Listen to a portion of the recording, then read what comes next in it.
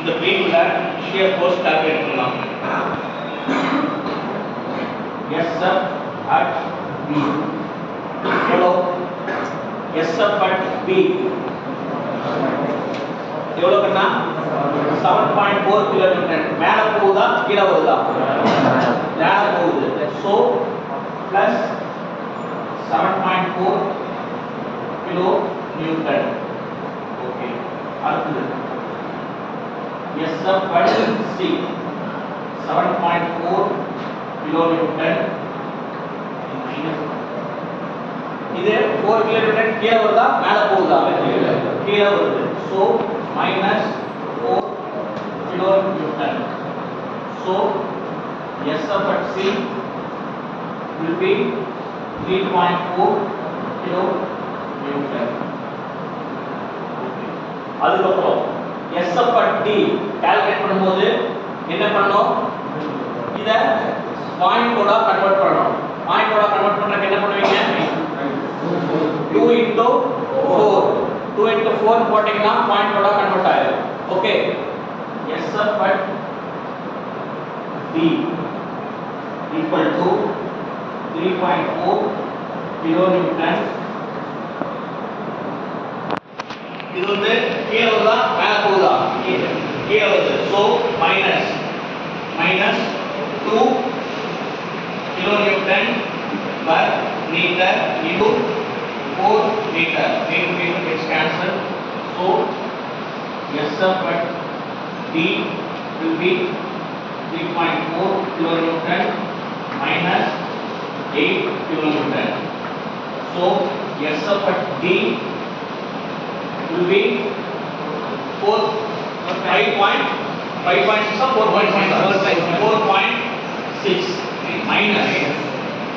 minus 4.6 kilo Newton.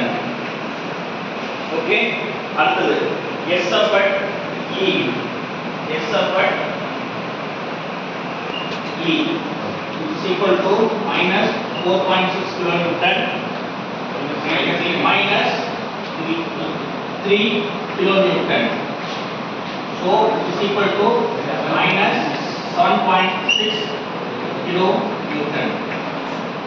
Okay, SF at A. SF at A equal to minus 7.6 kilo Newton plus 7.6 kilo Newton plus 7.6 kilo Newton is equal to 0.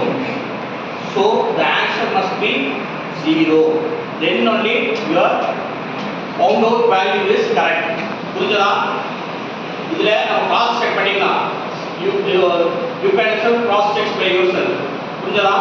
RA RB கண்டுபிடிச்ச value கரெக்ட்டா தப்பா அப்படிங்கறத இதிலே கண்டுபிடிச்சிடலாம்.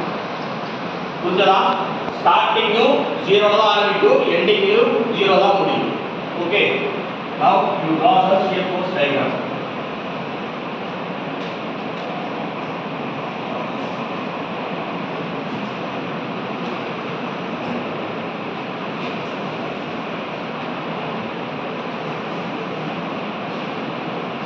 Center ல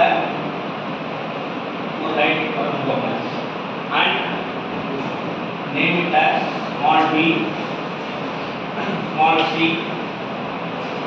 small d, small e and small a.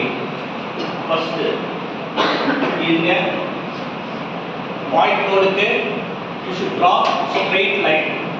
For clear load you should draw slanting line. புரியுதா? You understand? இப்போ straight line 7.4 kN க்கு வரைவீங்க. So இந்த பாயிண்ட்ல B dash. ஓகே, இங்க இருந்து இதுவரைக்கும் இதே லோட் தான் வருது. அதுக்கப்புறம் -4 kN கம்மியாகுது. ஸோ இதுவரைக்கும் வரைகிறது C dash. புரியுதா? அதுக்கப்புறம் UDL லோட் என்ன பண்ணும்? Slanting line. UDL வந்து எவ்வளவு? SF3 வந்து -4.6. ஸோ இப்படி இங்க d dash. ஓகே, அதுக்கப்புறம் minus 7.6 kN. இதிலிருந்து இதுவரைக்கும் வருது. இங்க 7.6 kN d dash. இதுவரைக்கும் ஸ்ட்ரைட் லைன் வருது. இங்க a d dash. இங்கேயும் 0 ஸ்டார்ட் ஆகுது, இங்கேயும் 0 ல முடியுது. ஓகே, இந்த மார்க் முடிஞ்சாதான் உங்க ப்ராப்ளம் கரெக்ட், இல்லைன்னா தப்பு. You can find out by yourself. First mark பண்ணிட்டு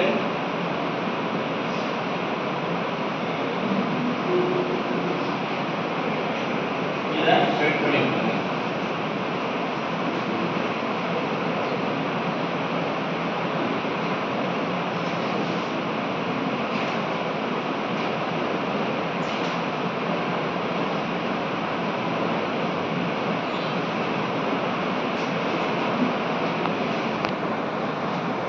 இது பாசிட்டிவ், இது பாசிட்டிவ், இது நெகட்டிவ், இதுவும் நெகட்டிவ், இதுவும் நெகட்டிவ்.